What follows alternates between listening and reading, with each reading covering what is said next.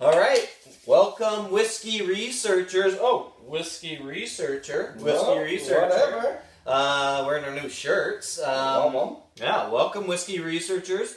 Another episode of Trenny and C. We also have our new sign. Get out of the way. Look at that. Trenny and C sign up Very there. nice. Actually made of wood, too. Real wood. Yeah. And so we have a new episode for you. We have one of the 12 distilleries in Ireland that we're going to be doing today. Yeah, so I know you're going to be begging to find out what we have next. It's going to be killing ya. All right, we'll be back. Here we go.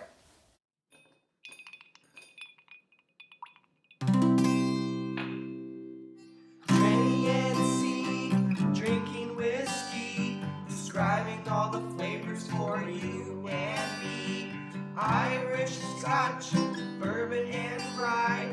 If they like a bottle, they'll tell you why. All right. Okay, we are back, and if you didn't get the stupid kind of like play on words there, we have Kilbeggan. Yay! Good joke. Okay. Kilbeggan Traditional. Traditional. This is the one that they've really kind of pushed and released in the last couple of years. And I want to say that if you haven't seen our coming attractions video, the most recent birthday episode, this was a birthday present that I got for Trenny. Yeah. And one of the rules of our birthday gifting was that we had to get each other either a Canadian or an Irish whiskey, and it had to be cheap. It had to be bottom shelf below this. Yeah. Yeah. And this hits the mark perfectly. It does. I spared every expense. Yes. Yeah, exactly. Anyway, shall I pour and you can tell us something about Kilbeggan? Okay, so Kilbeggan has been around for many, many, many, many years, but it's kind of just started to reestablish itself in the whiskey world. It shut down in March 19th, 1954. It just didn't do well after the Second World War, and it was shut down and mothballed. Well, not completely mothballed, but it was actually turned into a museum that you could visit. So what happened is Cooley Distillery actually started making the product there and kind of releasing it under the Kilbeggan name up until 2010, where they decided to do the full Kilbeggan release. And their first release was in 2013. Wait, 8, 9, 10. No, 2010 was their first release. So they opened back up in 2007. 2007. First release in 2010. That's obviously, right. To give it the 3 years it needs. Exactly. To be an Irish whiskey. So with this one, they've it's bottled at 40%. It's kind of the one of their most mass-produced whiskeys that they've done, and we'll kind of see what we're at. Apparently, it has its own working water wheel. This is true. So they also say that when the river gets too low, they turn on the water wheel to actually, it will run the entire distillery with just that water wheel, which is kind of cool. Amazing. Yeah. Okay. So we're just going to do our usual color, nose, taste, finish, viscosity. Yep. Less weight in our scoring is given to color and viscosity. More weight given to nose, taste, and finish. That's how we arrive at our 33.33 maximum score, which nothing ever gets 33.33, or nothing has yet. I think the closest we've got is 30. Yeah. It's a 30. Yeah, we got to a 30 this year, so, anyway. It's a bit different of a scoring scale, but it's a bit different, but it works, and, a lot of people give a score out of 100, and, they tell you how crappy this whiskey is, and then they score it like a 92, and you're like, what? How? Why? Yeah, so what happened to the 20 to 75 range? Yeah. Nothing. You don't use it at all, so what's the point? Well, then again, I guess we don't use like 10, 11, 12, 13, 14, but whatever. You can poke holes in it all day. Yeah. Okay. Anyway, let's color, I guess, to the color. Is where we start here. It's very much just a golden kind of straw, light straw. Very light golden amber, barely even amber, is it? Like you said, probably on that golden straw. Yeah. This Kilbeggan in general is very much a light whiskey. For myself, I had to take a lot of time with this one. Separate times, let the bottle go down a bit, let it open it up a bit, because it was hard, I found, in the beginning to get a lot of notes out of, because it's so light. And I will say, sometimes for our videos, we don't necessarily go about the nosing process correctly, and that is because when you pour it in there, you really should get in there pretty quick and get your nose in there, which we sometimes don't do. You know, we sit here rambling on about our scoring system and crap like that, when really we should be smelling it. So we are losing a little bit of the nose doing that, but I mean, for the most part, it's still there. That's the whole idea of carrying glass. But at the same time, it kind of does open it up and it gives it time to settle down. If this was a brand new bottle, you would want it to sit in the glass a little bit longer for any whiskey, just because it's been trapped in a bottle for God knows how long, right? So it's nice to open it up, kind of like wine. But yeah. So here we go. Okay, nose. So for me, this one is very malty. Yeah. And when I say very, I mean it in the sense that that's the dominant flavor, but very, I don't mean powerful. It's subtle, it's light. Everything about it is subtle and light, but when I say very, I mean that's the dominant. Yeah, I get a lot of green notes on this one.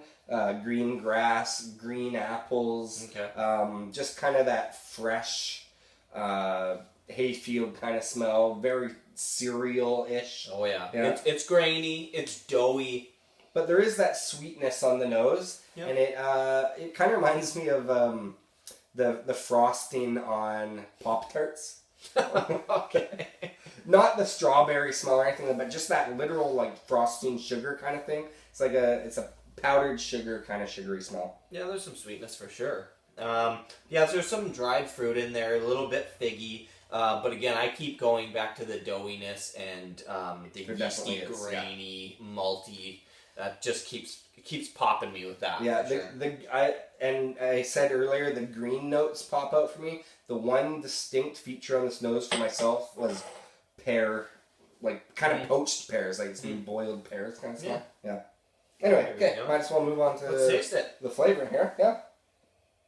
And again, we kind of mentioned it's light on every aspect. Everything about it is mild. The flavors are slight. It's like a slight bit of this, a hint of that. Everything's just kind of... Which, on the other hand, makes it very drinkable. Right. Not necessarily... totally. It's not necessarily super drammable.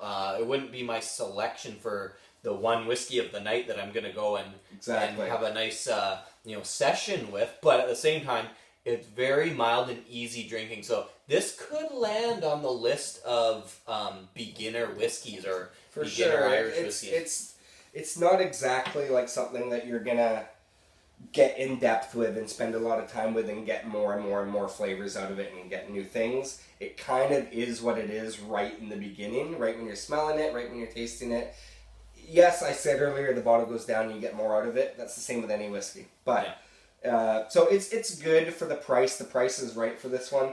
I do get a lot of, again, that kind of green flavors. It arrives nice and sweet. Yeah. It stays sweet. The finish is, for myself, just swift. It's done.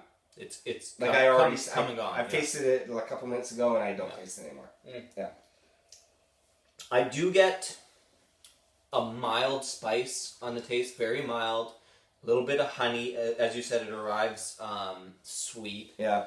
It reminds me, so like in the wine world, especially white wine, when you like order a Pinot Grigio, it's like a really light white wine. Yeah. And sometimes it's just so light it's like water. Yeah. And I'm not saying this is like water, but this is kind of like the Pinot Grigio of Irish whiskey at least. Yeah. Yeah. It's so it's so slight. It's everything subtle. about it. Very subtle. Which can be, which can make it, like I said, it can make it that much more drinkable or palatable for people that don't want that big punch, that big pop, that big smack across the face. And the other side of it is I don't feel guilty putting this into a cocktail. No, you would not. Yeah. You would not. Well, with the price too. So. Yeah, it is priced. Well, it was a birthday present, so I shouldn't be revealing that. But it was free. Yeah, it was. very reasonable. Let's Yeah. just put it that way. So back to finish, I do get a little bit of the alcohol, like the one time that I do get the alcohol flavor, the punch, is on the finish. That's where I finally kind of get it.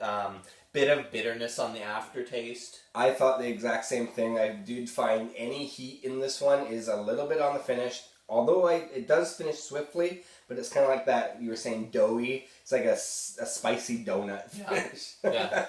No, that's so very true. Anyway, so we might as well score this guy. Wait, what about the classic viscosity? Oh, viscosity that nobody cares about. Yeah. Well, again, it's light in all aspects of I this actually one. wrote the word nothing. Because it's like there's nothing there. And I wrote the word light, which is just kind close of to nothing. The theme of this one anyways. Yeah. It's not very thick or syrupy. When you add water, it does, like water does, it dilutes it, but it's noticeable, compared to some whiskeys that you add water and it expands the flavors. And so this one is like the exact opposite of a peated whiskey. A peated whiskey sticks around and it's there for hours. Exactly. This one is gone instantly. Yeah, There's nothing left. Yeah, it's done. Which can make it great in some ways. You know what I mean? Like, because it makes you probably drink more. You're on to the next thing, or the next glass. Yeah. All right, score. Okay, I gave this a 23.83. You gave this a 23.35, which in grand total is 23.58 out of 33.33. Which, I think that's well deserved. It's fine for the price point. Yeah. If I was paying big money and I got a 23.5, I'd be mad. Yeah. I'd be mad about it. I don't want to pay big money and get a 23. But when you pay little money, it didn't over exceed the price. It just kind of landed right at the price point. Yeah, you get what you pay for in this case. In this bottle, it's just okay. Yeah. Kilbeggan, it's just okay. New slogan, guys. Okay. All right, well, hey, thanks for watching.